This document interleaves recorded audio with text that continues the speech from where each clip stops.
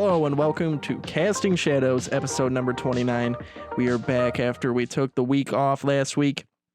We have two really cool topics. Well, one really cool topic, one kind of controversial topic to talk about.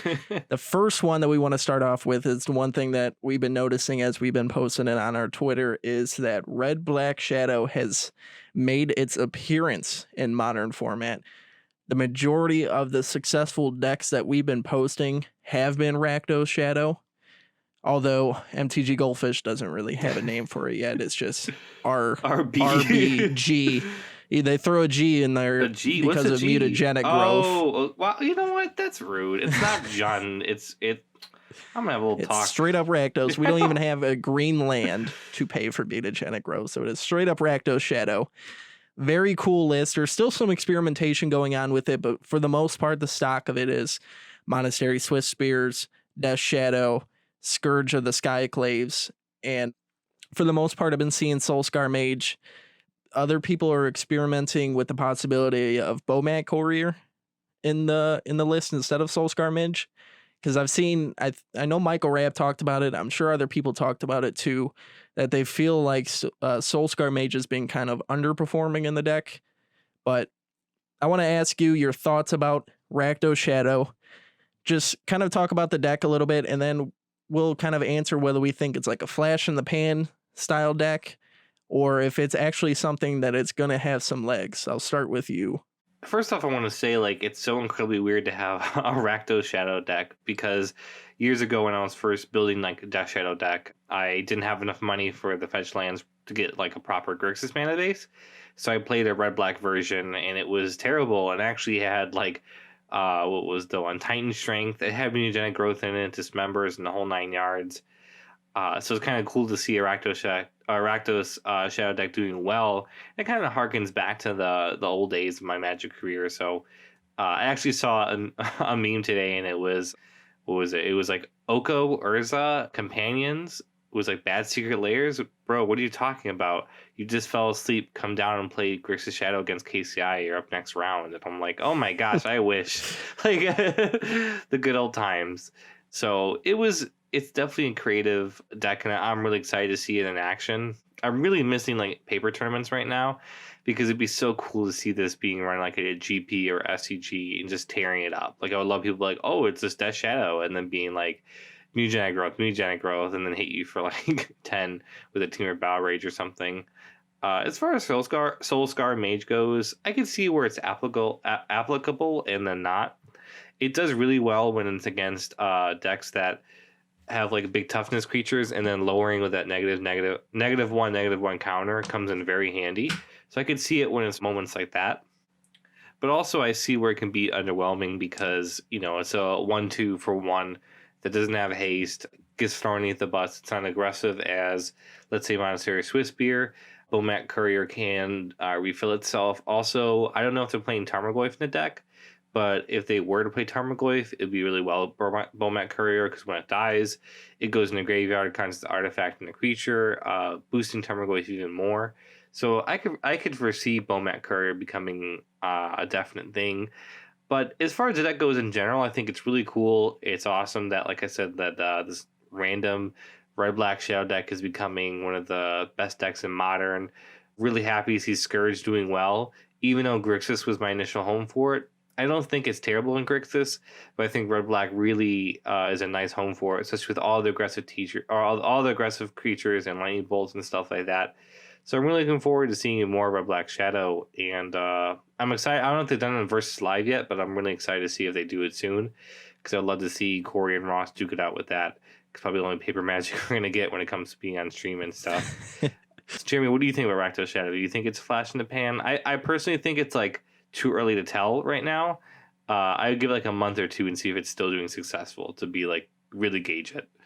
Yeah, I think the idea of Rakdos Shadow has been something that's always been a budget idea for a lot of people, but to see it actually be really competitive is really cool. To me, basically, it's just a Death Shadow deck fused with mono red prowess. You're playing all of the typical most of the typical prowess creatures that mono red prowess would play in Monastery Swiftspear and Soulscar Mage. And then being able to, we're running a bunch of fetches. We're running Sunbake Canyon in these lists to hurt yourself for Death Shadow.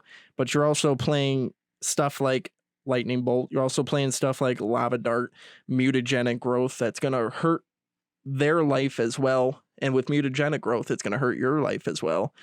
So you get this double aspect of Death Shadow could be extremely large, but their life total is also really low. So Scourge of the Skyclays becomes a humongous threat. And being able to, like I'm looking at a list here, you're playing 23 spells that you're going to be churning through to make a Monastery Swiftspear really big, to make a Soulscar Mage really big. And I could see where Soulscar Mage could be a little bit iffy in the deck because, like you said, it's not a haste creature, which Bomat Courier is. It's haste, and then Courier can also refill your hand, like you said, but at the same time, you lose that prowess ability that Soulscar Mage has. So there's definitely pros and cons to either one. Might be leaning more towards Soulscar Mage. I would like to try it first before I could say for sure that this is what I would want in the deck. Lurrus of the Dream Den as your companion.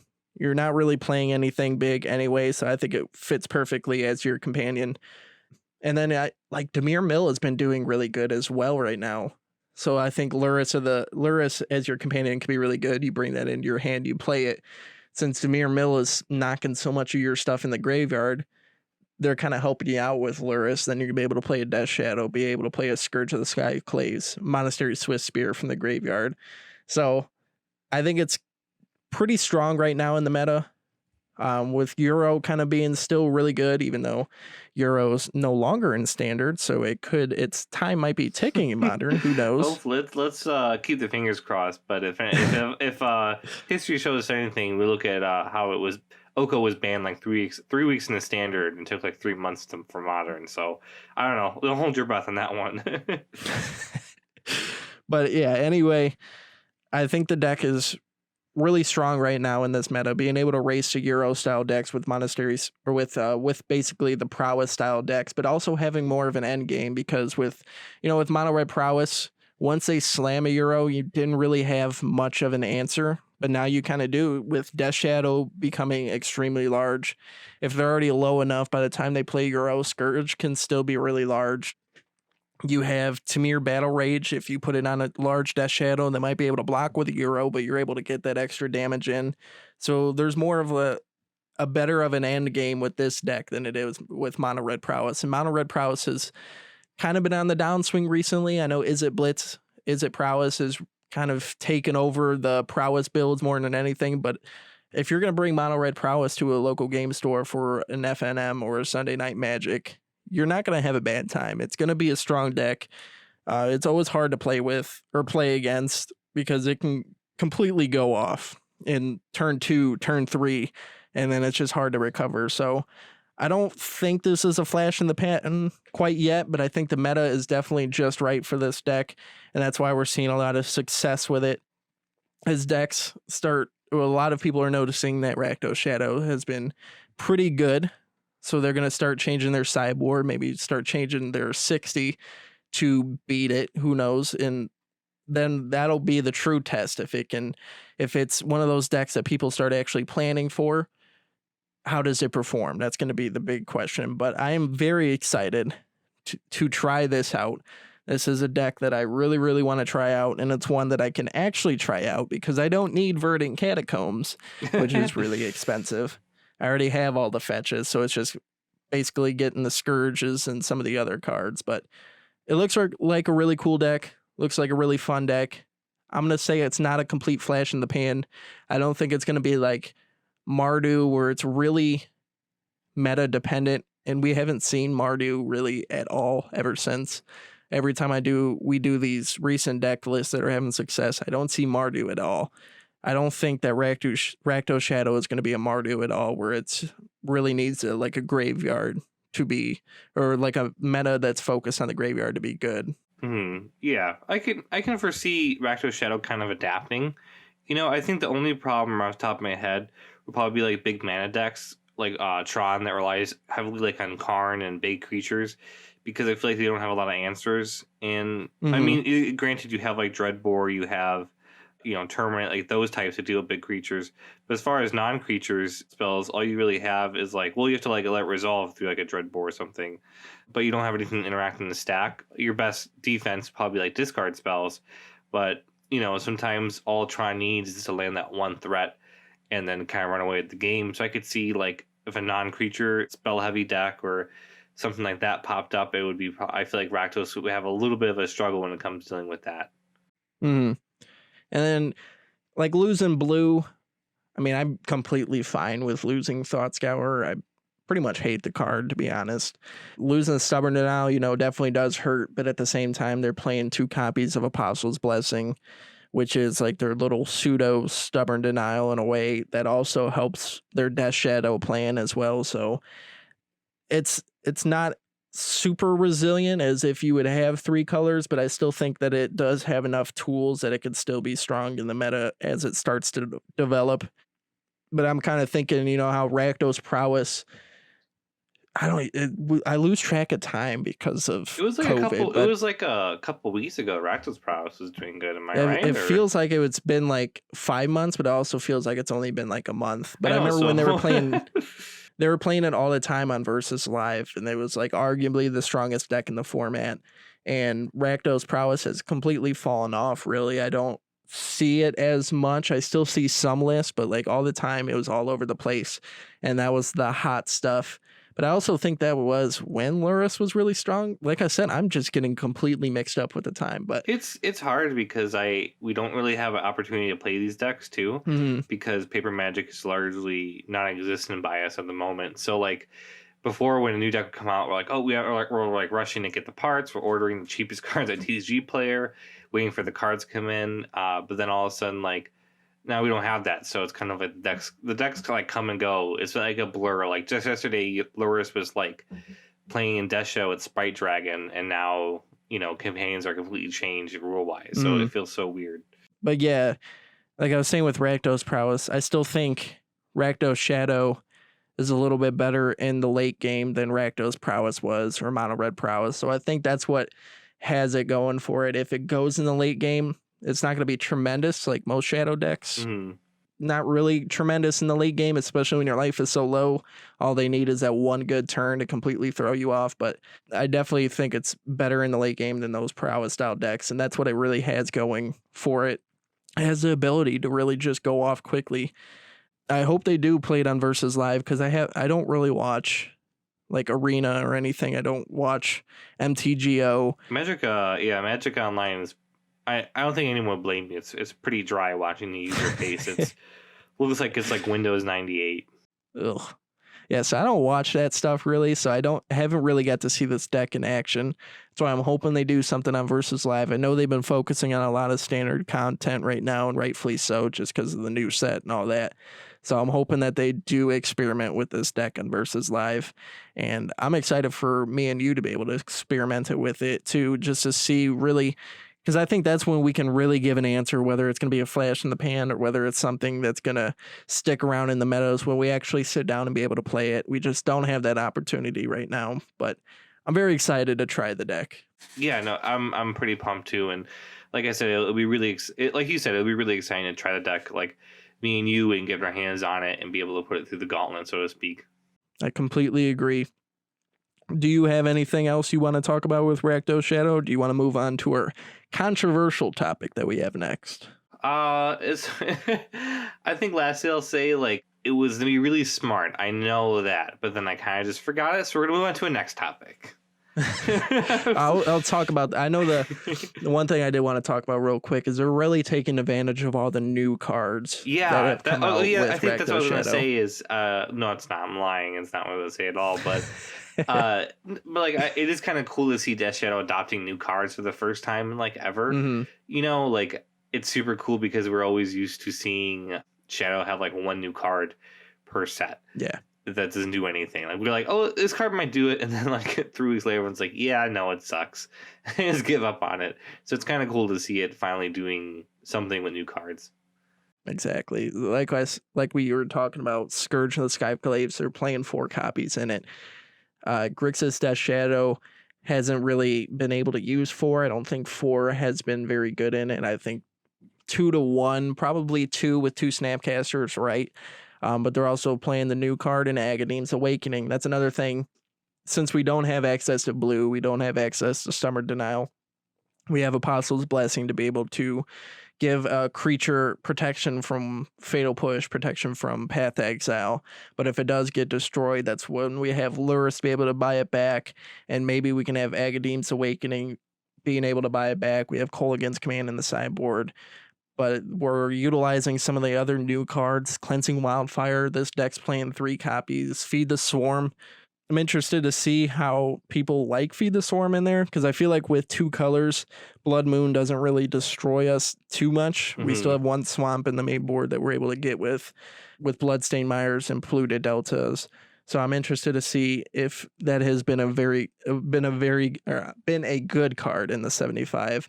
And this Rakdos has finally been able to utilize Kroxa and Death Shadow, which is something that we've always wanted to utilize. It just never really panned out in Grixis Death Shadow. I think in a Rakdos shell where it's just 2 colors, Kroxa is going to be a lot easier to cast for the 4 mana.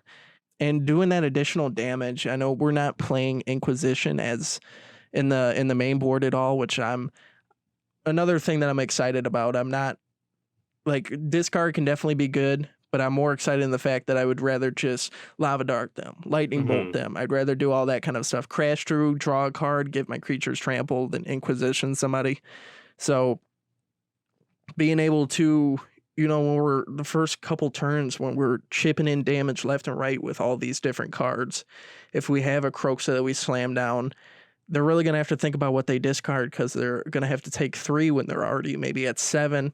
They're going to have a bunch of good cards in their hand that they don't want to discard, so it makes them think a little bit. So I think this deck can utilize Kroxa as well, which I'm hoping, because I'm a fan of Kroxa. It's not Euro by any means, but it's still a cool card, and when it lands, it's a huge threat that you're gonna have to deal with Teamer Battle Rage in the next turn. That could be 12 damage coming through. No, it's definitely and yeah, it triggers a discard all over again. So it's like repeatedly it puts pressure.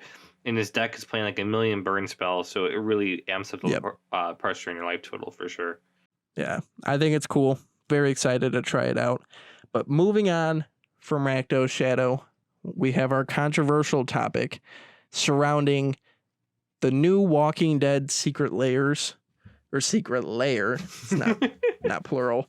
I know in this Secret Lair we're getting a zombie token that's going to be called a walker token, because that's what it's called in the Walking Dead realm, obviously, the Walking Dead. We're also getting Michonne, Ruthless Survivor, which is 3 generic, black and a green, legendary creature, human warrior. When Michonne enters the battlefield, create 2 walker tokens. As long as Michonne is equipped, she must be blocked if able. Whenever Michonne and at least 2 zombies attack, she gains indestructible until end of turn. We're getting a Daryl, Hunter of Walkers, 2 generic red-green. Beginning of your upkeep, target opponent creates 3 walker tokens. If you tap Daryl, you can deal 2 damage to target creature. Whenever a zombie and opponent control dies, draw a card, and it's a 4/4. We're getting Glenn, the Voice of Calm, for a generic white and a blue. Legendary creature. It has Skulk. Whenever it deals combat damage to a player, draw cards equal to its power, and it's a 1/3. And then the card that has been somewhat controversial in this set is Negan, the Cold-Blooded, for 2 generic, red, white, black. Legendary creature, human rogue. When Negan enters the battlefield, you and target opponent each secretly choose a creature that player controls. Then those choices are revealed, and that player sacrifices those creatures. Whenever an opponent sacrifices a creature, you create a treasure token, and it's a 4/3. So I know you know a lot more about this than me. I've been kind of following on it, but you followed it even more. So what is all this controversy that is surrounding this new Walking Dead Secret Lair? So all right. So I'll break it down like in tiers, so to speak, because there's actually a lot of layers to this. More than an onion. That's a Shrek reference. I see what you did there. I know. Secret Lair. I didn't even realize that. So thank you. I do, good sir. Anyway, so the first problem people are kind of upset about it, or not kind of, they are really upset about, is that these are black border cards and they are legal in internal formats such as Vintage, Commander, and Legacy. So these cards are brand new. They're playable in these formats, and these are the only way to get them as of now is through Secret Lair. So theoretically, if tomorrow Negan or Michonne or Glenn or Daryl became like super popular in Commander and skyrocketed, like as popular as like Urza was when Modern Horizons got spoiled or something, people would be losing their mind over trying to get to it because it'd be, ridiculously high expensive wise because there's such a limited supply of it. And it would really drive that price. Or Legacy. Sometimes Legacy gets random Commander cards that are secretly super good in Legacy, but people who are designing Commander had no idea. A great example of this would be True Name Nemesis. True Name Nemesis is a generic in 2 blue. It's a 3/1. And when it enters the battlefield, you choose an opponent. And I forget the exact wording, but basically you have protection from that opponent, period. Like the True Name Nemesis has a protection from that opponent. It cannot be bolted by an opponent, cannot be, creatures can't block it. It's a 3/1 that comes in and keeps hitting over and over. It's super OP. In Commander, it's not that OP because you're usually playing a 4-player game, right? So if I choose you, you can't, touch my True Name Nemesis, but you can, ask our friend, like, hey, can you take care of that thing for me? It's getting really annoying. Sure, I'll bolt it. Boom, done. So it's sneakily good in a format like Legacy where there's only 2 people. So you have to choose the other player, and then boom, it's done. So I feel like with this scenario, everyone's kind of fearing like, well, what if this happens? Like, it may not be with the Walking Dead cards, it may be with something else down the line. But they keep doing this trend, something like this might happen, and it could skyrocket the price. But Wizards has said if that were to happen, like if tomorrow, if Michonne or Negan got super popular, they would really think about releasing the card through a general set, just in a different name. So they would change the name up. So instead of, Negan the Cold-Blooded, it'd be, Johnny Rakdos King or something, whatever, creative magic name they come up with. And that would be, it's essentially the same reprint, or functionally the same, just with a tweaked name or something, or tweaked power and toughness. So they have announced that, which fixed that problem. The other large problem as far as The Walking Dead goes, me personally, I was like, Watsy, you are probably at least, I say, 8 to maybe 10 years late when it comes to the Walking Dead train. Man, I think the last time The Walking Dead was relevant was maybe season... Oh my gosh, it's been forever. I think I would say 10 years ago it peaked. Like when we were in high school, Walking Dead was all the rage. So what was that? It was like season 5, that episode, the first episode when they were at that sanctuary and like Terminus, somebody's right? head got bashed in. It was like, Terminus with the cannibals.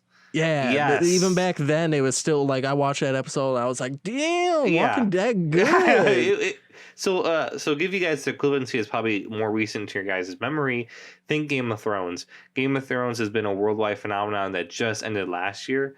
Walking Dead was that big as well at one point. It was huge. Everyone watched it. It was all over the mall. Like it was all over TV. Taco Bell was doing promotions with it. It was everywhere. But since I would say, I think that season that Jeremy mentioned, that was like one of its peaks. And then after that, it was a slow and very torturous decline. Yep. Of just, oh, wow, this is bad. Like, but then Jeffrey Dean Morgan came in and played Negan. He kind of brought the show back up. But even that lasted maybe about a season or 2, and then it declined once again. Mm-hmm. And so the show right now, I would place it in a pretty non-relevant. Like if you watch a Walking Dead still, you're a pretty hardcore fan because it's been going on for about 11 and 12 seasons. Robert Kirkman, the creator of the graphic novel it's based upon, ended his own version of Walking Dead, I think 2 seasons ago. So the show is completely coming up with new material. It does have a spin-off, Fear the Walking Dead, and there's never a spin-off, which I think is actually a teen adventure romance, if you believe it or not, set in the Walking Dead universe. Set in the Walking Dead universe. So God, hold on to please. your butts, people. Get ready to be amazed. But okay, I'm getting way too off topic with just The Walking Dead. It's become a Walking Dead show. I know. That wraps up this week of the Walking Dead casting Walking Dead. But anyway, so Watsy, I feel like, why did you pick The Walking Dead? You could have picked Game of Thrones would have been perfect, okay?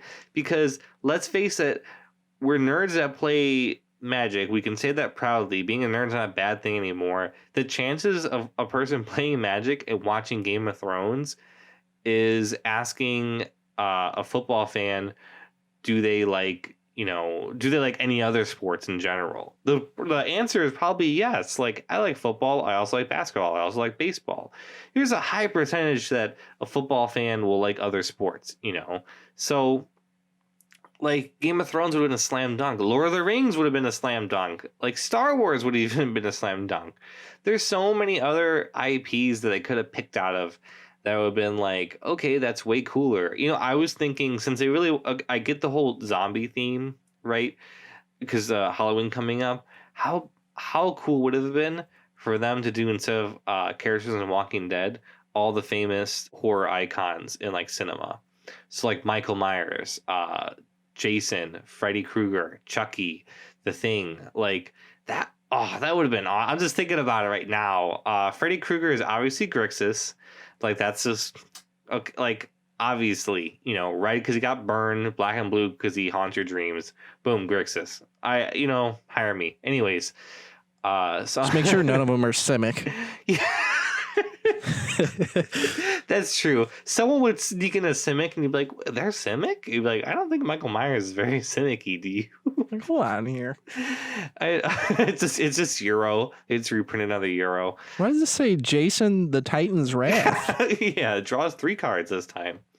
But again, I'm getting off topic. They, like I said, the IP wise, they just didn't really pick something that I feel like was a slam dunk. And then the last layer that's really getting to a lot of people is, so you obviously watch a show up to a good portion where Negan's storyline was involved and everything. Mm-hmm. You got a sense of his character. You witnessed some of the things he did. Even the shot, I'm pretty sure Negan the Cold-Blooded is actually from the episode where, okay, spoiler alert, if you don't want to hear this, shut the podcast off now. But the part where Glenn dies, I'm pretty sure that's the shot they're referencing. Because it's Negan the Cold-Blooded, his baseball bat's, Lucille's on his shoulder, that's what he calls his baseball bat. And it looks like it's nighttime with the vehicle lights. It looks like when he rounds everyone up and he, has them go on their knees and everything. So I'm pretty sure it's that specific scene. Negan in the show is a straight villain, man. He's a monster. He kills people without mercy, innocent people, brutally bashes them in with their baseball bat. He assaults women. He enslaves them. He's just a terrible person. Like, I will not lie to you. He's not a good guy. Like, Negan is a very rotten person, and I don't know how many times I wanted him to get shot in the face on TV. So props out to Jeffrey Dean Morgan to make me hate a fictional character. Mm-hmm. When a actor can dictate that type of hatred to make you hate something that's not real, the actor's doing a great job. So people were kind of upset with this because it's like, well, this game still says 13 plus on the box. Kids play Magic. Kids read about Magic. They watch Magic. Do you think it's a really good idea to have someone as nasty and evil as Negan on this game that could be that kids could find about and everything like that? So that's another reason people are very upset about it, and they don't think that Negan should have been, the right person to portray in a Magic card. So that's where another thing when they run into The Walking Dead, where yes, it's zombies, but also it is the show is about zombies, yes, but the show is also about real monsters, which are human beings. Not to get all deep on everyone, philosophical, but the show really shows you, like, okay, if you take away the comforts of society, running water, food, shelter, cars, gas, cell phones, social media, and you throw them in a situation and you just tell them to survive, people either band together and work together or become, monsters that only care about themselves. And so the show really digs deep into that. And so it's a very mature subject matter for a children's card game to kind of dip their toes into. So I will give my opinion in a moment when it comes to all these three things, but I'm going to let Jeremy, what do you think about all the things I just stated? You can go off the list like how I did if you want. Maybe not get too into the movie aspect like I did. I think, the one weird part about it is the fact that these are just collector pieces and there's not the regular copies for the regular people. When they did the Godzilla crossover, they had those Godzilla cards, not Godzilla, well, the specific cards from the Godzilla universe, but they also had the regular cards, the regular Magic cards that you could just buy that had the same ability. You could see that on the Godzilla cards, it would say this card is this, and there was a bunch of those, which I think is perfectly fine. The fact that they did it like backwards and they just did the collector pieces and they're like, maybe we'll do the regular ones one day. I thought that was kind of weird. I think, honestly, the whole idea of Secret Lair is really kind of weird. Like, they're all just collector's pieces. I don't know. It got rapidly weird. Yeah, no, like, it started off kind of cool with the Serum Visions one, and it was like a very rare treat. I thought it was going to be, but then I kind of like, no, screw it. We're doing this like every 2 weeks.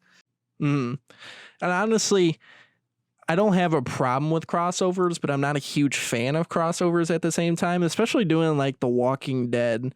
Like, I can just picture like I'm playing Commander and I'm going to play Glenn and my opponent has Nicol Bolas. Like, it's a very weird aspect of it to me. And like you said, it was like 20 years too late for Walking Dead. For the people that listen to this that actually love The Walking Dead, more power to you. I watched it the first, like, I wasn't like one of those bandwagoners. Of it. We stuck with it for a while. I watched it before it got popular. The first ever episode that came out, I watched it that day, and I loved it back then. And this couple of seasons after that, it was like one of my favorite shows, and then it just kind of hit rock bottom. But like you said, it's almost like I love Sons of Anarchy. All-time favorite show, without a doubt. But it'd be like, okay, we're gonna print this Grixis card called Jax the Insufferable. Like, I don't really want this crossover. I get the aspect of it. It is for Halloween. Like, I think the artwork's really cool. I think the idea is really cool. I'm not entirely sure about the whole crossover part of it. Again, wouldn't slashers have made sense or something like fiction-wise? Something that's like, more like, when I think of The Walking Dead, I don't think of Halloween.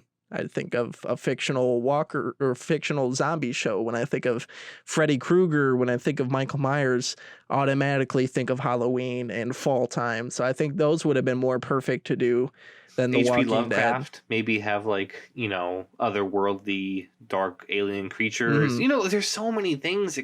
Sorry, go ahead. And I think there'd be so much more because, my other problem with doing The Walking Dead is just like, they're normal, everyday humans. Well, they used to be before the zombie apocalypse, and then everything kind of changed. They don't have, like, superpowers. They're just, like, regular, everyday humans that have been changed by the post-apocalyptic world. If you do something... Herschel Shotgun in Season 2. And what? Remember Herschel Shotgun in Season 2 that wouldn't run out of ammo? Wasn't it a double barrel, and he shot, like, 8 times in a row? Like, hold on, time out on that second. That was so bad. But anyway, if you do Jason, you do Freddy Krueger, they're all like not triggered. Why did I say triggered? They're all like, like demonic. Like, there's this huge like demonic thing that revolves around it that gives them their power that they can do. Stuff exactly. Like, it would make more sense in a magic universe. Like, I gave you that example earlier, trying to play like Nicol Bolas, or I'm gonna swing my Glenn into your Liliana. It doesn't feel right to me. It's, oh god, it sounds so cringy now I think of it. Like, oh, Daryl, take 2. And then another aspect of it is the whole like being weirded out about Negan because of this, like, he kills people and all that, and it's supposed to be a children's game that or 13 plus and all that, but a lot of those same age ranges watches Star Wars, and Darth Vader basically annihilated an entire planet of innocent children, women, and people in But Alderaan. he didn't enslave women in chains though and That force is them fair. to He did- like He just completely wiped out planets and choked other people. yeah. So it's like you can kind of compare it, but at the same time, obviously the way that they portrayed Negan was way more eviler, way more sadistic, and the things that he did. Although I would say Darth Vader killed more people than Negan, but We're not getting into this debate, okay? We're not. but like I can see the concerns. I think they're kind of cool. I think in that aspect, I would never pay for them. I think they're also like $40 to $50 just for the Secret Lair. So that's just like the stock price. I'm sure that is going to go, and like the prices are going to be even higher for that. Like you said, if Negan's an amazing card or Michonne's an amazing card, those cards are going to skyrocket. They're going to be insanely high. And basically the only people that can afford them are collectors, because the regular everyday people don't have that regular card like they did with the Godzilla series. They gave you those cool Godzilla arts, but they also gave you the regular one that does the same exact thing. Eventually they may do that, but I think that it is very weird that they didn't just do both at the same time. But like I said, the whole Secret Lair thing to me is just kind of weird. But I will stop my tangent here and I'll let you continue. For the most part, though, I definitely agree with you how secret layers have gotten definitely weirder, though, with like their pricing or just like how often they're doing it. At first, it was going to be like this really cool treat you get once in a while, Mm-hmm. you know. But then it kind of quickly devolved into just like, hey, we want to make money, you know. So that was a little bit of a bummer when it comes to that. But also, as far as the IP goes, involving children. I do get people's complaints. They are valid. You know, I understand this character should maybe not be represented on this card game. At the same time, though, I feel like you can separate that from kids and stuff. Mm-hmm. An example I talked to you about is Joker, right? The Joker is played by Zach Galifianakis. I'm always butchering his last name. Galifianakis. But he played Galifianakis. Yeah. He plays Lego Joker, right? Hilarious. Fun, loving kids movie with Will Arnett playing Batman. Just really fun, you know, movie to watch. Rated G for all ages. Everyone can watch it. You know, Joker appears in numerous children's cartoons.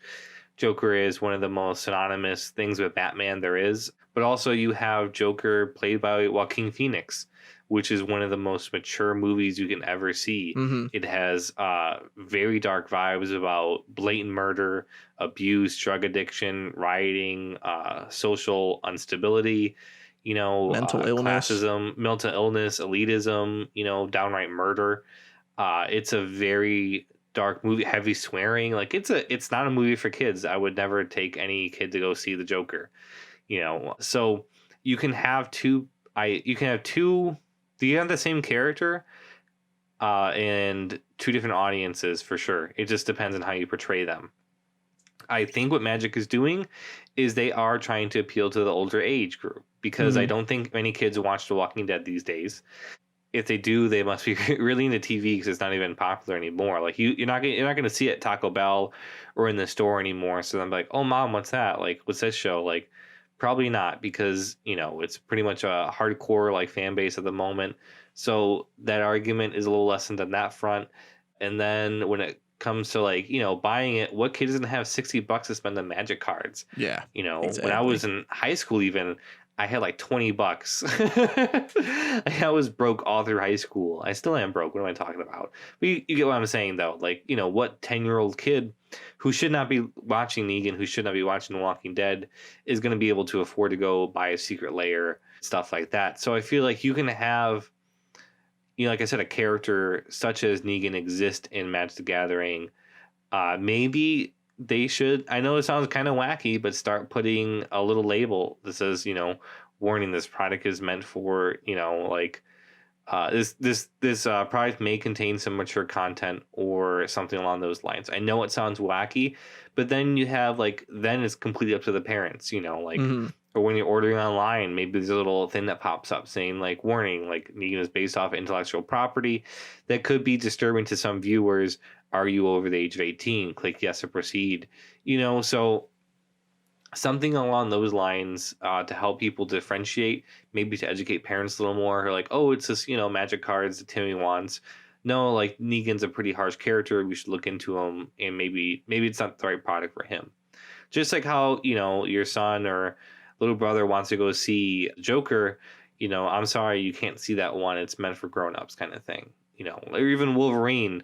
Like Wolverine's in tons of kid shows that 1990s X-Men show, and then you have something like Logan that deals with PTSD and self-harm and graphic violence. So you can have these characters exist in two realms, for adults and for kids. We're in this weird pseudo stage where people have realized that comics and movies and superheroes and now magic is not just for kids, and our large audience is in fact adults. Hmm. Or older, mature people who do enjoy this stuff. Like I said, also, I do want to say real quickly that the way Negan is designed card wise and flavor wise, it's pretty on point. The fact that you randomly select things, like how he random selects you in the show with the, what does he say? Eeny, meeny, miny, mo, catch a tiger by its toe thing he always says. And then he demands tribute all the time in the show, otherwise he'll basically kill you. Same thing he does here with the treasure token. So I gotta say, like flavor wise, they hit it pretty much on the head. Oh god, that's a terrible pun if you think about Glenn. I just thought about it. I was like, oh my god. That's okay. Sorry about that. Sorry about that. Sorry to the fans of Glenn. Sorry to the fans of Glenn. But like I said, though, like so you can have those properties exist, and so people who do complain about like no, unacceptable, you shouldn't have that. I get your complaint, and you're valid, and you have the right to think the way you think, and I completely understand. But like you can have those properties exist. You just maybe have to put, because like the Joker's rated R. It says rated R for X, Y, and Z. Maybe Wizards should start, like I said, putting a little content warning saying this card's based off a mature subject matter. We do not recommend, people under the age of, 13 or 14 or 16 go look at this. It's not good, So, overall, I think the controversies are valid in some areas and not so valid in others. It's definitely an interesting thing to see in Magic. I never thought the community would be so torn up about. Like I saw it, it's like, oh cool, like meh. I don't think I'm gonna buy it though. Like, yeah, I agree. And then all of a sudden, I see it like completely trending, people blowing about it. I know the professor is very vocal about it. It just kind of feels like it's kind of like a firestorm. At the same time, though, if you're a fan of The Walking Dead and you play Magic: The Gathering, and you want this product, don't let people make you feel bad for wanting this product. Mm-hmm. Do what you want to do with your money. Like, if anything, you're one of the people who like this a ton, so go for it, buy it. Like I said, like, it's your money, spend it the way you want it, and you've been waiting forever for this type of product, so go ahead. For me personally, I wish collectively we could have came together and fake our excitement, so they would do another one and do Game of Thrones or something, because I really wanted something along those lines. Not The Walking Dead. Yeah. Like I said, like just such an odd.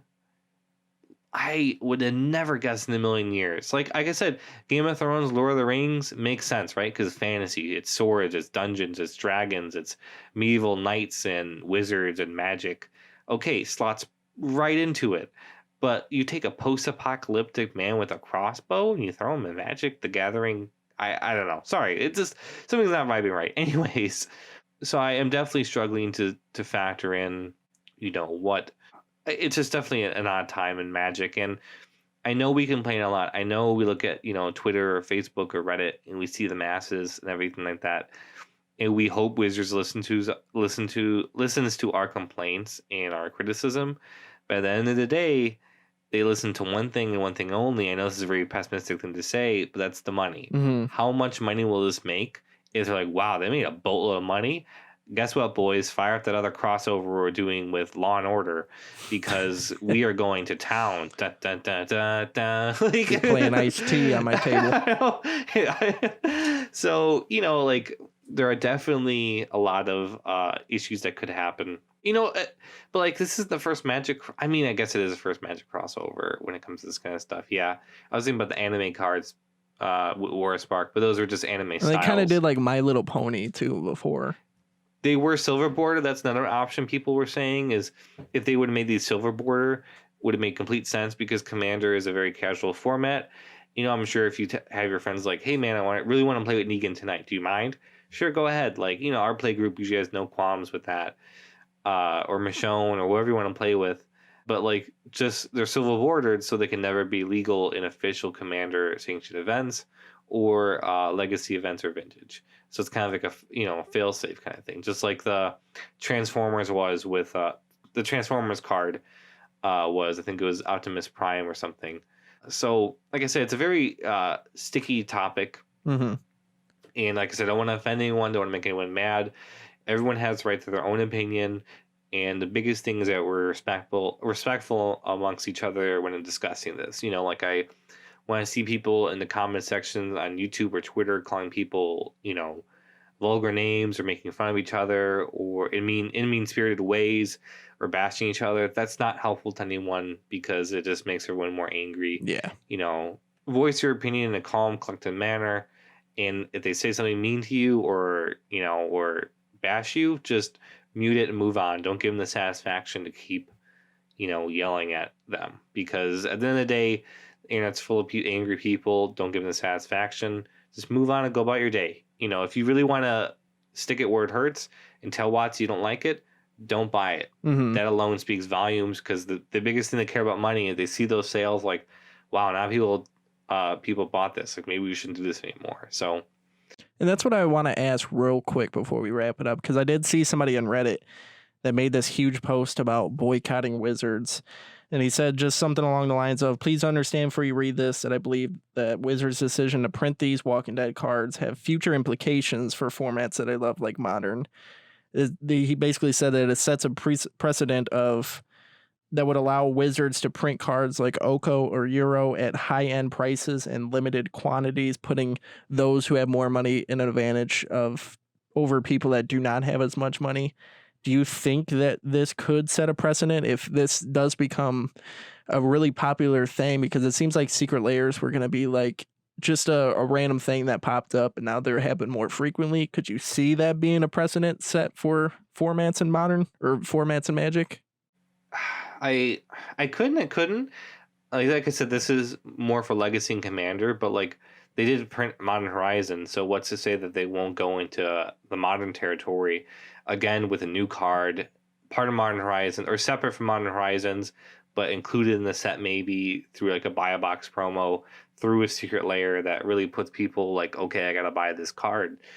They're constantly pushing boundaries and they're constantly making new cards. It does make me worried a little bit. Another worrisome thing is this is Wizards selling cards directly to us, right? So it's cutting out the LGS and it's cutting out the middleman, which is the LGS. So it's hurting the business a little bit when it comes to their end. And right now they need all the business they can get. Like I said, I know Jeremy's like, I'm bringing up, but Warhammer 40,000, when I buy stuff off their website, I can buy it directly off of them. I can go to my LGS. Or, you know what, Sorry, buddy I boy? coughed. Okay, all right, watch it. You can go to Games Workshop's website and buy models directly off of them, or go to your LGS or your game store or Games Workshop store and buy it there. So again, though, but there really isn't a big market for used models like there is used cards or something. So and plus LGSs are a thriving part of the Magic community, always have been. I feel like it's important to keep them, in the loop. At the same time, though, Wizards will be like, oh, here's, $1,000 fetch land box, only available your LGS. So it's like, I want to say they don't care, but then they'll do that. It's like, okay, well, I feel like you're doing this a little, rudely, but okay, I'll let it slide, But yeah, so that's me and Jeremy's long-winded take for this week. I'm sorry we had to talk about The Walking Dead of all damn things on our podcast, but we did talk about some of Death Shadow, and it's the beginning the episode. But that wraps up this week's podcast, and hope to see everyone next week. Be safe and have fun out there.